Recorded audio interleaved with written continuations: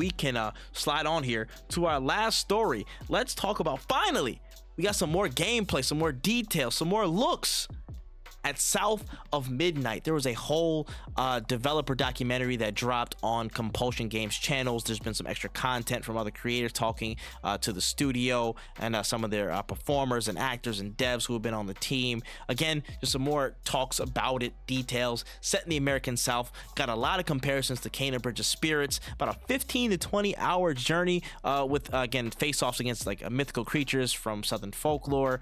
And again, just looking at like the magical soul spirit weaver, you know what I'm saying, of our main character Hazel, double jumping, using things around the environment like air grapples, glides, and all this stuff in this stop animation style to kind of fill out the world and what it is. Again, just basically third-person action combat coming next year on all platforms. Well, actually, Xbox, PC, and Game Pass is not coming to PlayStation or Switch. But yeah, we finally got some more tidbits about South of Midnight. How do you feel, Wen? I think this game looks really, really good. Like there were some aspects of it when I first saw that I was a little wary on, but I didn't want to shit on it because I knew that everybody in the world was just going to shit on it because Black woman.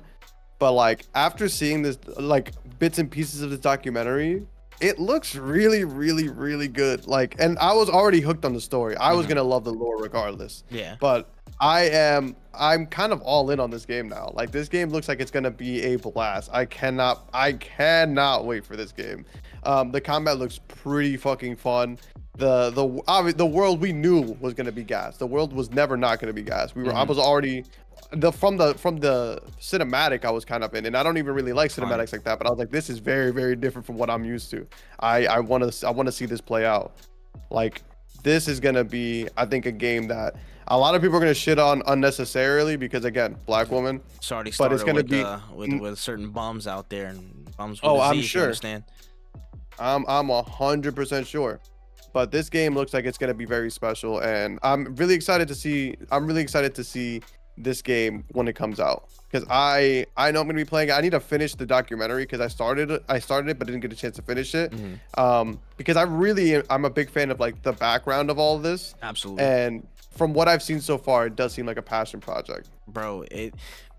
From the documentary, from all the tidbits that we've gotten so far, it looks like a really, really meticulous labor of love from all accounts, and I'm loving what I'm seeing them put together. I'm loving the thought processes behind it, the team that they brought in, just to understand. Like they brought in again like folklore specialists from the South to come tell stories. They've done again different trips out to the South and actually really contextualize what they're seeing and living in and living through.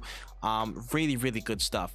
One thing that stood out to me in this documentary talking about the game was the usage of the music and how that informed the story and the environment. And again, basically kind of how a lot of these things that have mutated the world and changed the world are reflections and different dimensions of trauma that humans have imparted on other people and humans have just experienced in their lives.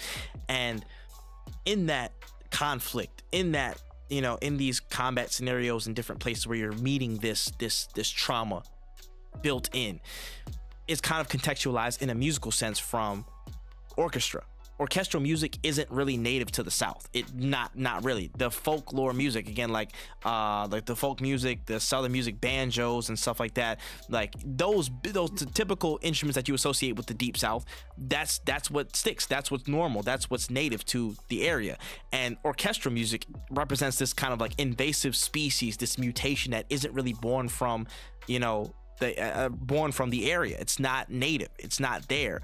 And kind of highlighting that process of dealing and facing with a non-native thing, an invasive thing, something that isn't really, you know, again, not necessarily good or pure in relation to the South. And as it eradicates, it's replaced with the folklore music, the folk music, the things that are native to the area, the region, that climate, that environment.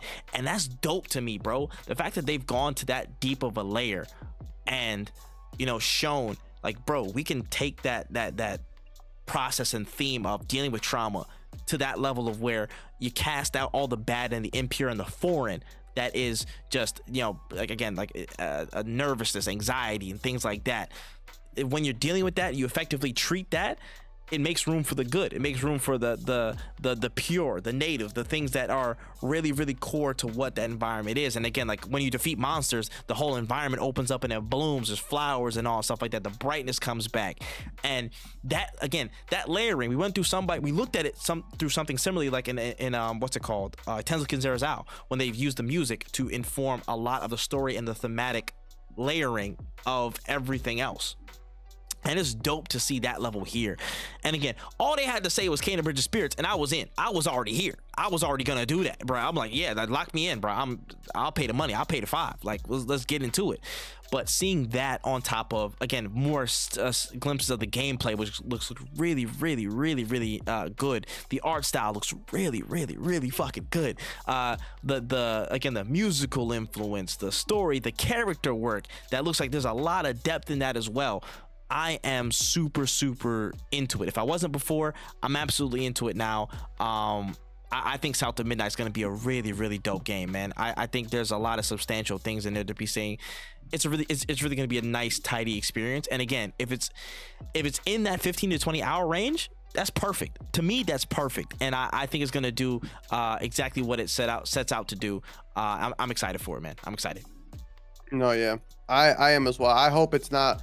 And I think if it is, I will still play it, even if it is a little bit of a longer experience. But I would love to see something short, sweet, and to the point, like giving us something to want more of. You know, I think this is gonna be a really, really, really good time, and I can't wait to get it, because this is gonna be similar to Tales, where we both played it and we're like checking notes. Like we're gonna be like doing the same thing with this game, where it's like, yo, what part are you at? Did you get to this part? 100. I can already see it happening. 100. I absolutely agree, man. South of Midnight is setting a really good precedent leading up to its release. So, man, listen, I hope we see more, man. I hope we see more. That's really all we got.